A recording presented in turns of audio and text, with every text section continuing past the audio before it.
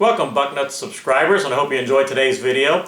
Of course, we've got a big Ohio State recruiting weekend coming up with many outstanding prospects set to visit Ohio State. But before I get to that weekend, I want to talk a little bit about Kyle Berger, the outstanding linebacker from Cleveland St. Ignatius. There have been a lot of reports and rumors that maybe Berger would be making it down to Columbus this weekend for another visit with Ohio State, but that's not the case. Berger is currently on vacation and he will not be visiting Ohio State this weekend. However, he is hoping to visit Ohio State in the next couple of weeks. Right now, as I mentioned, Berger is on vacation and he will sit down and try to figure out his other visits once his vacation is over. He is thinking about going to Ohio State's spring game on April 13th. That is not certain right now. He would like to get back to Michigan as well. He also is still thinking about visiting Michigan State, but nothing is set in stone right now. Kyle says that simply he wants to relax a little bit, take this week for vacation, and then get back to recruiting, taking visits, and hopefully coming up with a decision on his college as soon as possible. I continue to think his decision will come down to either Ohio State or Michigan. I think he's truly torn right now between the two schools, but in the end, I do think that the Buckeyes are going to win out, although again, I think it's very close right now, and Kyle is truly torn, and it could almost come down to what happens on his last visit or two, and I expect him to visit both Ohio State and Michigan again one more time before he makes a decision.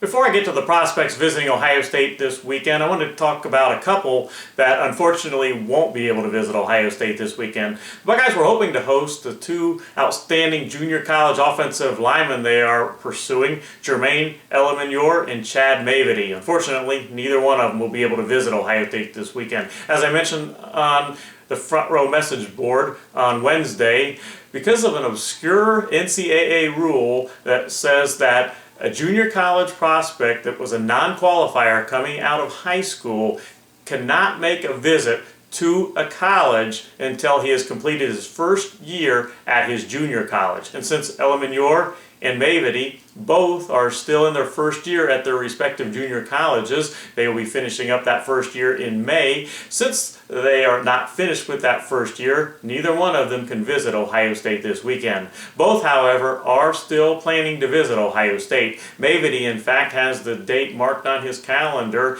He will be allowed to visit colleges after May 10th. So he said that as soon as he can after May 10th, he would like to make a visit to Ohio State. It, of course, would be an unofficial visit. Mavety says that he is still scheduled to make an official visit to Ohio State the weekend of November 23rd when the Buckeyes play Indiana, and that's the only official visit he has set right now. Elamanior also is planning, as I mentioned, to visit Ohio State. It's just a matter of when he can get that set up since he cannot visit Ohio State this weekend.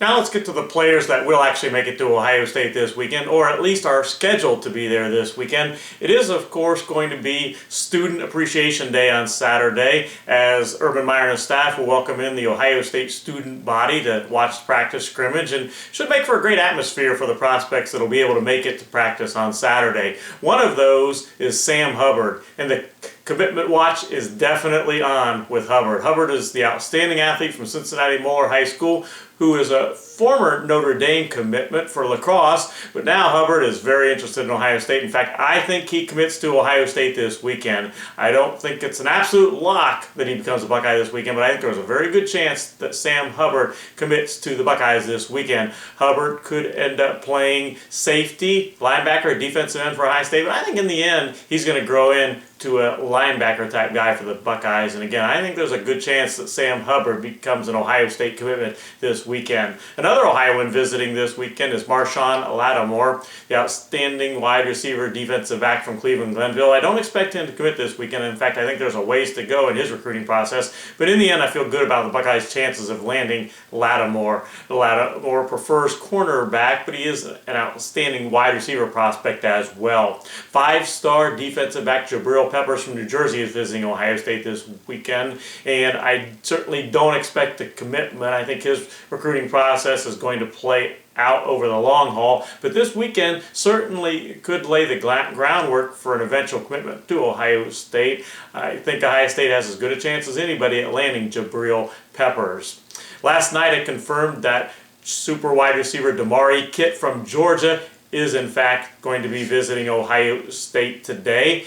Kit is certainly an outstanding prospect that has had Ohio State and Clemson in his top two. And again, I don't expect him to make a commitment, but I think that this visit certainly is going to do nothing but help Ohio State's chances. Another wide receiver, Travion Thompson from North Carolina, Hillside Durham High School, same high school that sent Jamal Marcus to Ohio State. Thompson said earlier this week he still is planning to visit Ohio State this weekend, and he is an outstanding wide receiver as well. Other wide receivers slated to visit Ohio State this weekend include Lonnie Johnson from Indiana and Dallas Todd from California. As I mentioned, unfortunately, the two outstanding junior college offensive linemen can't visit Ohio State this weekend, but Sam Mustipher from Maryland is still slated to visit the Buckeyes. Certainly, I think Ohio State is right there very much as one of the top schools on Mustipher's list.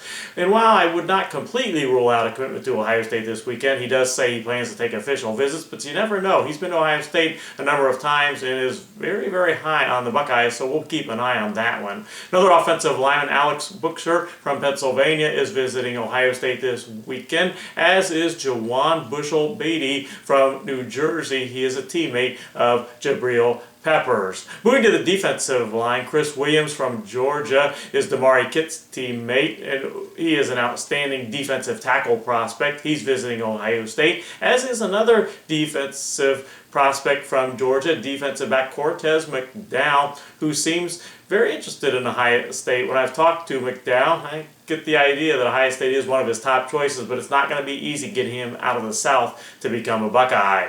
Running back Dontre Thomas Williams is visiting Ohio State this weekend. He is from North Carolina. And punter Corbin Daly from North Carolina also is visiting Ohio State this weekend. The Buckeyes do want to sign a punter in this class, and Corbin Daly is a guy that they are definitely interested in. Eric Smith, a defensive back from Glenville, may visit Ohio State this weekend, and quarterback Darius Wade from the state of Delaware is scheduled to visit Ohio State this weekend. Several prospects from Trotwood Madison High School in Ohio also are slated to visit Ohio State this weekend. And finally, the super trio of sophomores from Detroit Cass Tech is, it looks like, finally going to make it to Ohio State. Quarterback J. Rue Campbell, as well as running back Michael Weber and defensive lineman Josh Alibi.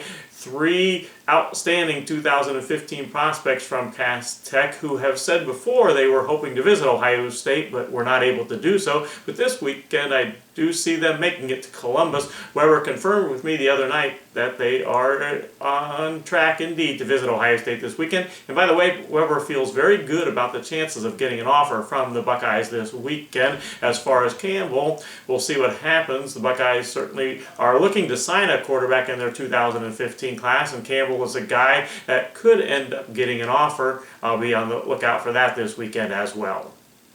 I want to wrap up today's video with what I want to call a back of the book segment.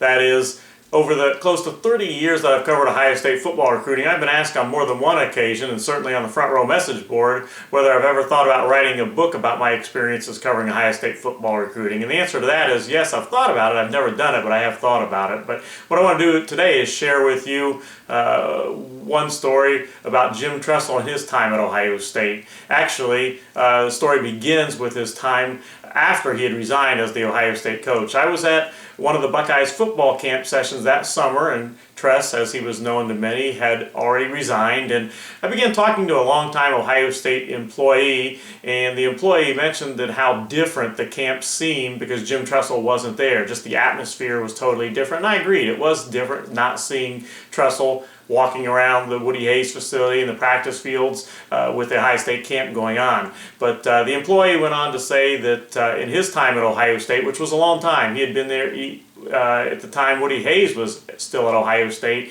the employee mentioned that he considered Jim Tressel to be the finest person that he'd ever met at Ohio State. That certainly is saying quite a bit for as long as that employee was at Ohio State. And it got me to thinking about the way Jim Tressel developed relationships with his players, and a story about Todd Beckman, who of course was a very good quarterback for Tressel. Beckman was coming off an outstanding junior season, but a new quarterback was coming in named Terrell Pryor. Pryor was going to be a freshman when Todd Beckman was a senior, and the season started out with Beckman as the starter, but Pryor playing quite a bit.